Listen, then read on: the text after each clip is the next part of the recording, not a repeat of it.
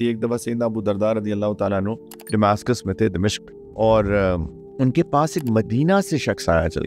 उस शख्स ने एक हदीस सुनी हुई थी मदीना में, जो नरेट कर रहे थे सैयदना अबू दरदा, लेकिन चूंकि उसने किसी के थ्रू सुनी थी और वो चाह रहा था कि मैं सैयदना अबू दरदा से डायरेक्ट सुनूं, और उनको पता चल गया कि वो दमास्कस में, दमिश्क में से हयात हैं। ही ट्रैवल्ड ऑल द वे एक हदीस उनसे, उनकी ज़बान से सुनने के लिए, जो उसको पता भी थी। और आके वो सैयदना अबू दरदा के पास आया, ने कहा कि मैंने सुना अब ये हदीस रवायत करते हैं। ने कहा करता हूँ। तो ने कहा मैं हदीस सुनने आया हूँ। उन्होंने कहा कोई और मकसद नहीं था, कोई और मकसद नहीं था, कुछ तो हो शायद तिजारत का गर्ज, कोई गर्ज नहीं है मेरा, मैं आपसे हदीस सुनने आया हूँ बस।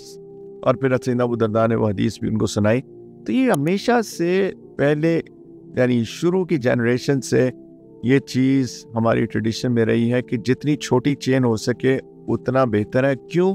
क्योंकि वो जो लाइट है, फॉर एग्जांपल ये लाइट है, जितना मैं उसके करीब हूँगा लाइट मेरे लिए ज़्यादा तेज़ होगी, जितना दूर होता जाऊँगा लाइट डिम होती जाएगी। तो वो जो नूर नबी करीम अलैहिस्सलाम ने ट्रांसफ़र किया, तो वो जितना दूर होगा वो नूर डिम होगा, जाहिर बात है। तो जितना हम उस चेन को क्लोज कर लेंगे नबी करीम अलैहिस्सलाम के साथ, वो लाइट इतनी ज़्यादा स्ट्रॉन्ग हो जाएगी। इस चीज़ को हमें समझने की अशद ज़रूरत है